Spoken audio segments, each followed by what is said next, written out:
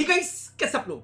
Imagine आप एक ऐसी कंपनी हो जिसका व्यापार बढ़िया चल रहा है, बट अचानक से जीएसटी डिपार्टमेंट ने 21,000 करोड़ का डिमांड नोटिस भेज दिया।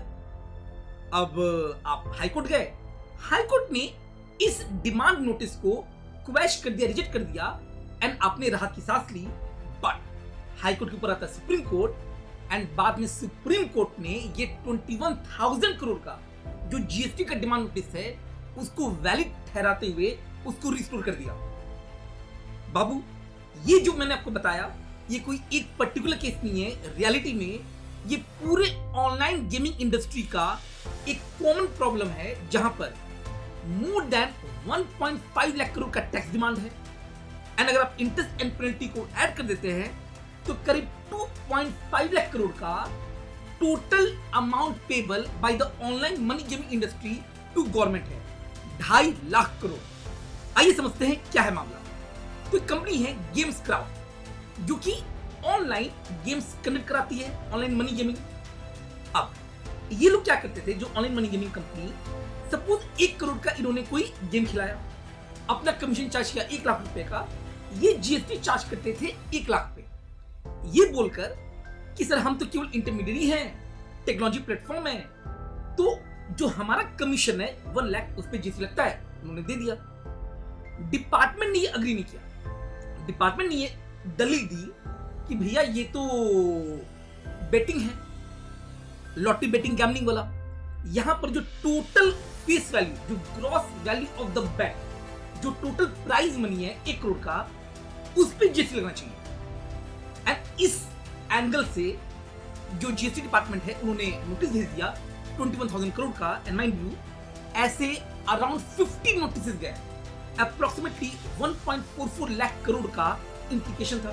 जैसा मैंने बोला, पेनल्टी इंटरेस्ट को जोड़कर 2.5 लाख करोड़ का। गेम्स क्राफ्ट गया कर्नाटक हाई कोर्ट। अब ये नोटिस आया था 2022 में, कंपनी गया कर्नाटक हाई कोर्ट में, कर्नाटक हाई कोर्ट ने कंपनी की बात मान ली और ये अग्री कर लिया कि हाँ आप लोग तो इंटरमीडियरी हो, तो ग्रॉस बेटिंग पे आपको टैक्स देने की जिम्मेदारी नहीं है, आपकी जिम्मेदारी केवल जो कमीशन एलिमेंट है, जो गेमिंग कंपनी का रेवेन्यू है, बस उस पे देना है। डिपार्टमेंट बाबू चला गया हाई कोर्ट की ऑर्डर के against supreme court and supreme court का ऑर्डर बाबू मई 2026 में आया एंड उन्होंने हाई कोर्ट की जजमेंट्स को साइड कर दिया। हाई कोर्ट ने जो बोला था सुप्रीम कोर्ट ने उसको रिजेक्ट किया एंड जो सुप्रीम कोर्ट जजमेंट है इसमें हमारी जो क्लासरूम टीचिंग है, बहुत सारी बातें सीखनी है। आइए एक एक करके देखते हैं। सुप्रीम कोर्ट ने पहले ये बोला कि जो ऑनलाइन मनी गेमिंग है, बिकॉज ऑफ द अमेंडमेंट, आपको पता है कि आज के टाइम पे स्पेसिफाइड एक्शनल क्लेम जिसमें LBGCHO आता है, lottery betting gambling, casino, horse racing and online money gaming, ये गुड्स है।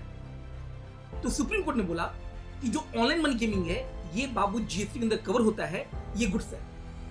एंड ये कोई नया टैक्स नहीं है, ये क्लैरिफिकेशन है कि LBGCHO specified action claim goods है, तो इस पे रेट्रोस्पेक्टिव टैक्स लग सकता है। दूसरा, जो गेमिंग कंपनी बोलती थी कि सर हम लोग जो ऑनलाइन मनी गेमिंग करते हैं, जैसे कोई फैंटेसी लीग हुआ, कोई लूडो वगैरह हो गया, it is a game of skill, not the game of chance, तो ये बेटिंग है ही नहीं।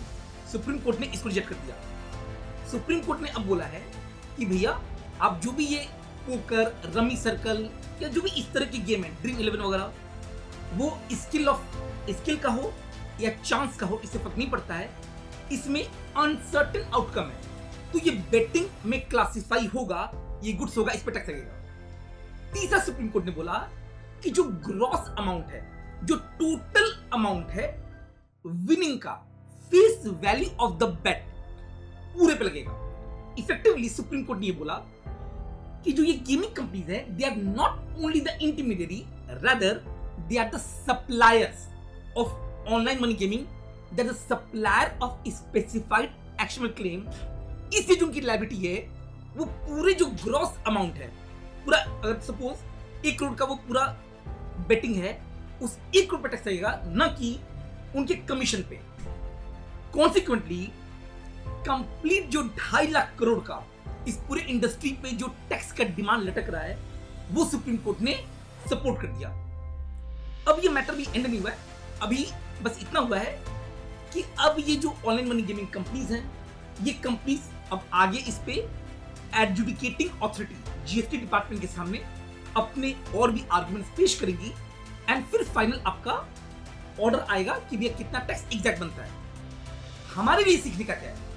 तो सबसे पहले तो ये सीखना है कि बाबू जो आपने थ्योरी में पढ़ा था कि स्पेसिफाइड एक्शन क्लेम गुड्स होता है, उसका प्रैक्टिकल इंप्लीकेशन देख लीजिए कि एलबीजी चो पे अब 2.5 लाख करोड़ का सरकार को पैसा मिल सकता है। दूसरा, जो अदर स्पेसिफाइड एक्शन क्लेम है, उन्हें गुड्स एंड सर्विस है, उस पर टैक्स नहीं लगेगा।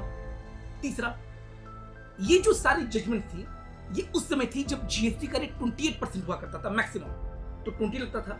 अब तो बाबू ये 40% हो गया है, तो ये और खतरनाक हो गया। एंड आपको ये भी पता होगा कि गवर्नमेंट ने ऑनलाइन मनी गेमिंग को वैसे भी बैन कर दिया है, तो ऑनलाइन मनी गेमिंग तो वैसे ही बैन है, ये उसका टैक्स एक्सपेक्ट है जो कि इन कंपनीज को पे करना पड़ेगा। तो अब देख रहे हो कि जो आपने क्लासरूम में पढ़ा डॉट उसका प्रैक्टिकल इंप्लीकेशन है।